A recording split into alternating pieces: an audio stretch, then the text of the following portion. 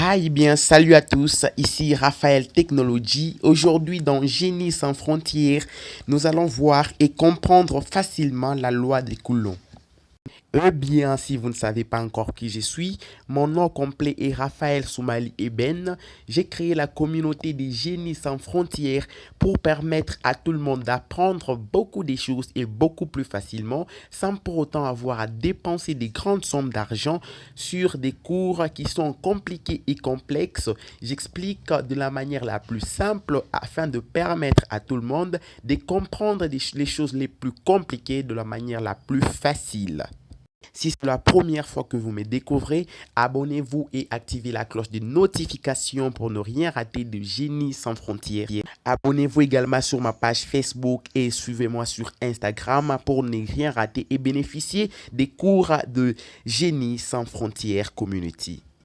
Eh bien, avant de décortiquer la loi des Coulomb, il est important que vous compreniez la loi de l'inverse carré de la distance. Eh bien, cette loi stipule que deux corps chargés s'attirent ou se repoussent d'autant plus faiblement qu'ils sont plus éloignés l'un de l'autre et les forces électriques diminuent beaucoup dès que la distance augmente. Afin de mettre en évidence cette loi, les premières expériences accompagnées de mesures assez précises ont été faites sur ce point vers 1784 par le physicien français Coulomb qui utilisa la balance de torsion capable de comparer aisément des forces très faibles. Coulomb établit alors par la suite la loi de Coulomb qui porta bien sûr, comme vous l'avez constaté, son nom. Cette loi nous dit donc que la force électrique d'attraction ou de répulsion entre deux charges électriques localisées en deux points est inversement proportionnelle au carré de la distance des deux points. Sa direction est celle de la droite qui joint les deux points. C'est quoi une charge? Eh bien, c'est très simple. L'existence de grandeurs que nous désignons par charge électrique nous est tout simplement révélée par leurs effets, les forces. On convient de définir l'importance des charges par les intensités des forces créées ou subies. À présent, voyons comment nous pouvons comparer deux ou plusieurs charges. Eh bien, deux charges Q et Q' sont égales si, placées dans un même milieu, à la même distance d'une même charge, elles exercent sur celle-ci deux forces égales.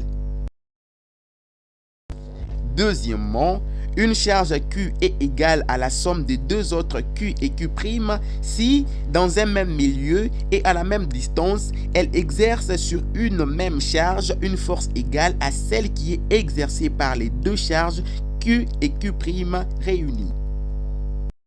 Somme toute, les charges électriques sont, par convention, proportionnelles aux forces qu'elles exercent et qu'elles subissent. À présent que vous comprenez parfaitement la notion des charges, jetons-nous à l'eau en attaquant les expressions générales de la loi de Coulomb.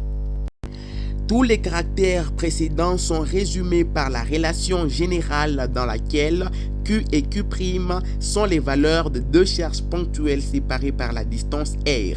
L'influence du milieu se traduit par un coefficient k caractérisant ce milieu. Le choix des unités est déterminé si on fixe les unités de force et de longueur ainsi que le nombre k.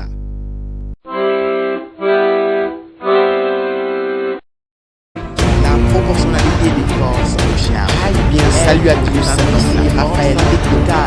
La première charge réprime la seconde charge et R l'influence de la distance. Après, si les charges électriques sont disposées dans la conséquent, elles modifient le milieu. Par conséquent,